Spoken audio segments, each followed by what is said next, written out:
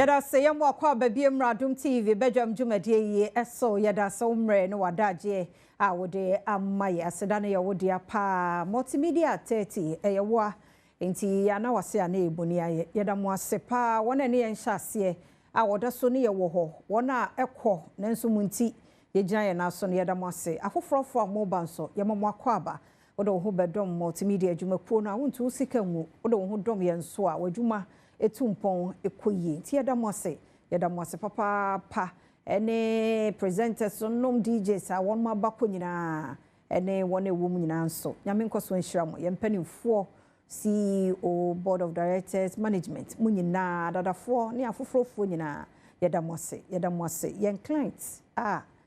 ye tuche pofu de mamo because munti ne enya bitua yen kabosome ti yada mo ase ye mpa yeda ne se adwuma no bekoso na musumanya bie e de abeso yase edwada bie masaba C4C liver specialist Dr. Michael Kujochematen ewo ha oni ebedi nkomo afa eye liver no eho ye wona dredi tie munsam na mo doge mo akwabe oyi mami da se na bia boko de nyame adaro ma asande achan ye dwuma mu boko de nyame ase papa megidi ye se liverton no won de ho ahyem nyankopon adaro ma omode omo ho ahyem de nyame ase adechie bia enya nipa foforo nti wadaro ma ye kan liverton no a eno ye dro ben a yo me da se ma me fa nchia ma ahwefo yi na liver tonic no ni na no agyan brebo ho se adwada bia so na se unhu me wa ha ana unhu any rep of C4C liver specialist wa ha na eye brebo no na ye concern se ye kase brebo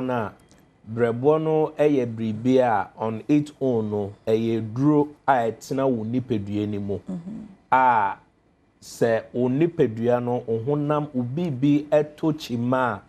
eye brebo no asede se ebeko na etumi age ne ho in science ne ebeka bibi to say homeostasis the ability of the body to be self-healed say honam akwawa no nipedua no ewo ho akwanya se eho tochima eno aso betumi asa ne ho yare ye ka se obi a oda esichire yare so eye brebo na sede se ma me papa brante baba wa se wenye esichire yare no anase wesichire no ekosoro ewo umoja ni mu no brebo no wa honden a enka ehu hia kra se enka obekwa kofa esichire yare duro ogbo ade no abone saa se brebo na no ebeboa na atoto wesichire ewo umoja ni mu ye na moja no enya honden saa so ene ba te se bibi te se bia what say bia wenya yare bia friend John this yare bi o ho na ase weni yi mpin na weni ye yellowish ana mpo say bia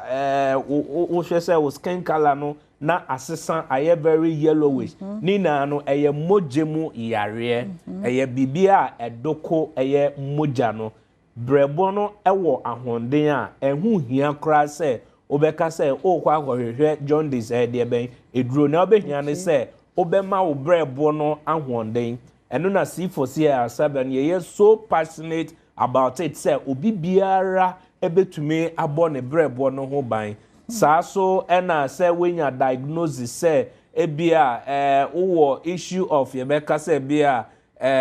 malaria and say 3D yare say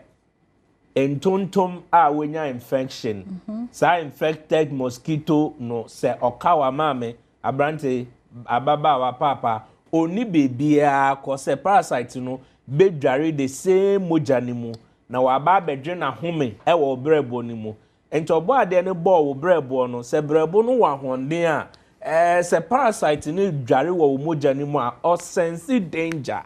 enti o sense danger sa quickly no se okuntia na osone brebo no so na utumi osone moja no yi parasite ni free mu na utumi ede wo ho saa so ena bia wako baby ya diagnose say o hepatitis B there be mensuro ena yare we die ena enkoda there be obo ade no ehhehye wo nipedua ne say brebo no ewa honden a eno atumi clear hepatitis B virus no efri umoja mu enye the action of any medication eno ntina nro bebre no ofa esoso you know yare no so forever no ase na wo fa we na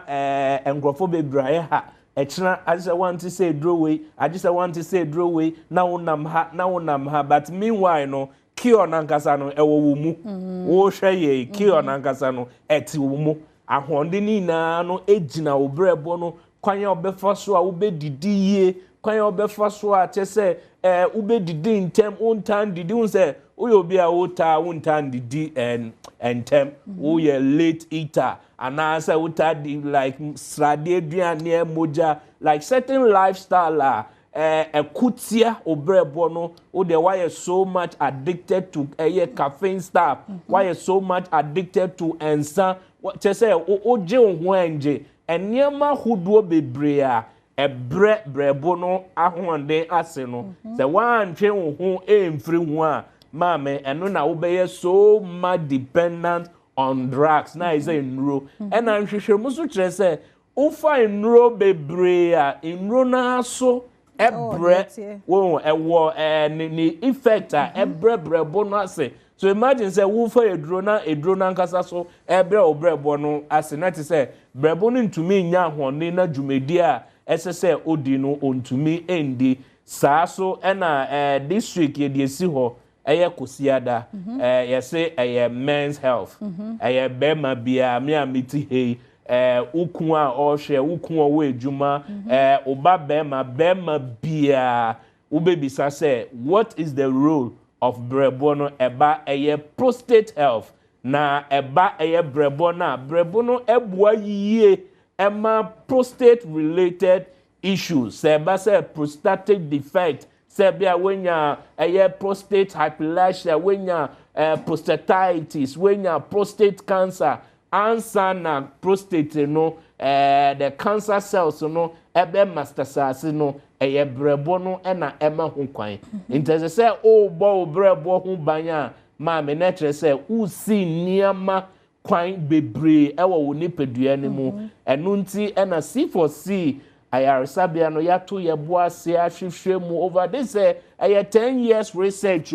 we anya dia ebiesi Ghana ha the only brebo support medicine we syrup wo share the way etina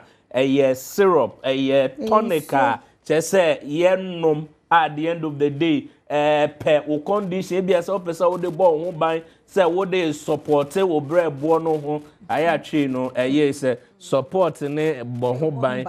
debi se oboa unse brebo no ewo ne djuma edi wo ni pedue ni mu enti bibia eboa brebo no ema ne djumedie no ewie peye no C4C liver tonic syrup we 100% natural and they say wo fa mojambro so eduru a maame uhia alongside the liver tonic say of da sichire duro so a alongside uhia the liver tonic so na wo fa hepatitis B eduro any form of injections insulin whatsoever uhia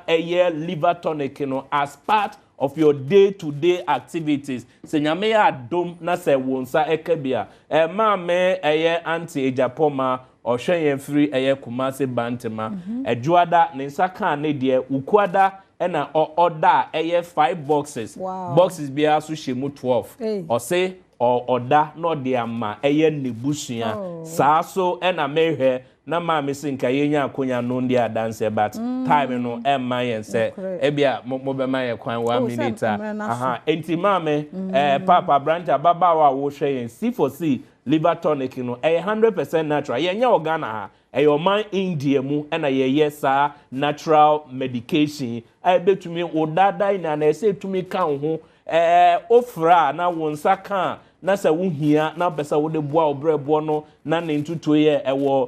dosage aye de bema saa so na wo frɛ na se condition binti na wo hia se liver no benya honden na eno etumi aboa na wo condition so etumi atuto yi a dosage aye de ebeboa ye mmemanom ye fathers ye papa nom kusi edenti ye special package say first 100 fathers am be frɛ no we enka instead of senka echo for 600 Ghana cedi in quantity 6 million no ye the mount 250 Ghana cedi old mbatwe for mema basa ba kono na 300 there be say we no mema for this week pe into first 100 callers amuye ejano no 250 Ghana cedi and also yes sign the mount we are yes sign ebeye free delivery tina say hu hia say obekọ C4C branch bia there offer na say we ja na wo gibia ma wo kunu wo gibia ma o boyfriend wo gibia ma o babema and all that ye be no 250 Ghana cedi ama me pacho for oba efrema bema emeye and say if you have to be frema Matias na mpese me yes o ka say mema no e bia mema nko na from be na sa package frama ti say me frama me pacho o frama o kunu te say wudi de ben we ye be ye nhwehwemu Friday memory da na ukunsa kana Sunday celebration mu ayedebe emu ayepen so na generally no your first 50 callers and the way bow we bema still 50% discount instead of 6 million no you be no 300 Ghana cedi e the amount now we say free delivery baby bia will be and number near 0 me bacho there be men pharmacy shop and say 250 say father's way me bacho the fresh C4C head office na ya mboa baby will be wo na le rugu ahemfa branch bia every region bia no ye will be e wo ha ye betumi e de aboa ye pharmacies no ko pharmacy shop bia so 50% discount no 300 Ghana cedi no ebeye ejuma and the wow koho ba ofre yen so ya ye beye free delivery number is 050 00 40 331 05000 40331 and I say 05000 40328 050 00 40 331 050 00 40328 I was screen so as obey to me actual offer so now open Amsterdam line so I the bebo na wonya na wonsa akambi Dr. Michael Kojeche Martin ase yenkomra ne ba yebeto so